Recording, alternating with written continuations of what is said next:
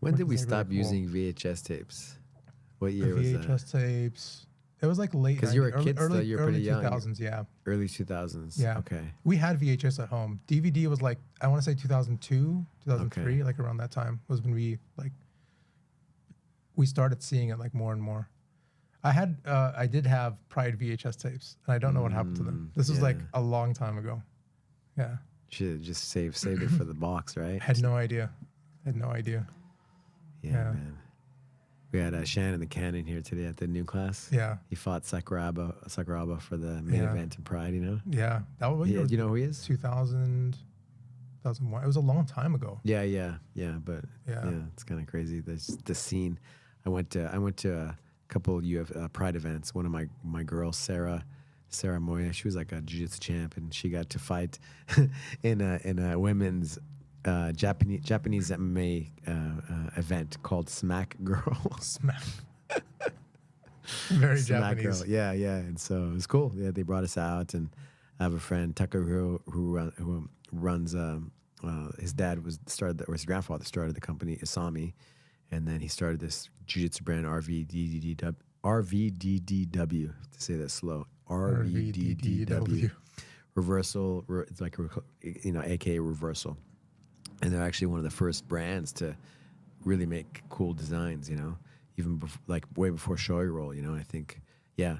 And so he took us to the Pride events and really connected us with a lot of the cool things there. But got to go see that fight where Ricardo Arona fought Quentin Rampage Jackson. Oh, the slam. And he slammed him, picked him up over his head from the triangle and boom, slammed him down. Yeah. And knocked him out. And we saw Ricardo Arona at the airport, After that, yeah. After that, and when we were flying back, he was there, You're like, man, what an epic time. And just the arena, right? How big of a venue. Yeah, it was like 50,000 people. 50,000 people, and everybody was quiet. Yeah. Everybody was quiet. Because they're like they're almost like students like watching it, right? It's so you could different. hear like a pin drop in the crowd. Yeah. Yeah. I mean, that was a different time. I miss Pride. I mean, Pride was awesome. Like, Rampage was one of my heroes. Like, watching him, like, he was just like, I mean, just the fact that he could like pick up people and slam them, I was like, that was so cool. Nobody else really did it, And then I think it was his first fight was against Sakuraba, and I remember watching that one. Yeah. And we were watching that one live. Sakuraba tried to arm, right? He would just pick him up and throw him down.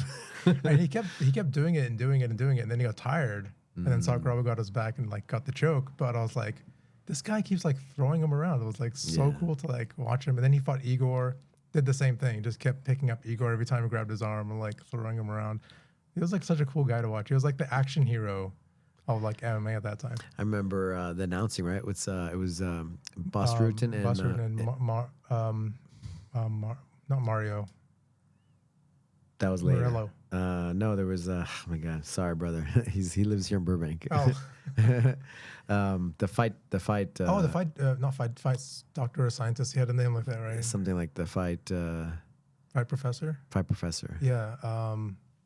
I can see him. Oh my God. I can so see him sorry, right brother. now. So sorry. Stephen is it Stephen Quattro? Stephen Quadros. Yeah. Sorry, Stephen. Yeah. I need to call him and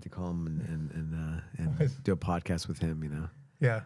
Because he was part of that. Awesome. He was part of that epic time, of Pride Championship, Pride Fighting Championship. So that was where it was at, right? Yeah. Stephen Quadros and Boss Root, and that combination, those two guys awesome was like crazy, Yeah. And then I remember like watching when Renzo Gracie finally fought Sakuraba, right? Mm-hmm.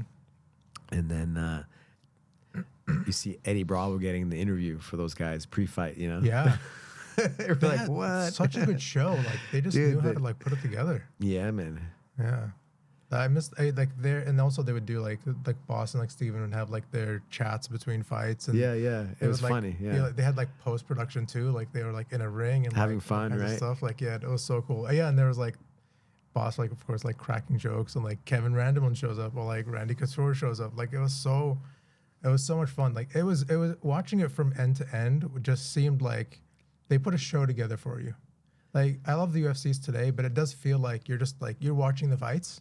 And you're watching them like one after another, but it's kind of like it's a sporting event. It's not like a show, but those prides were like awesome. Like the entrances were like so cool. Bob Sapp, Bob Sapp, yeah, he came to my gym in Santa Fe, New Mexico. Oh, he did? Back in the day, yeah.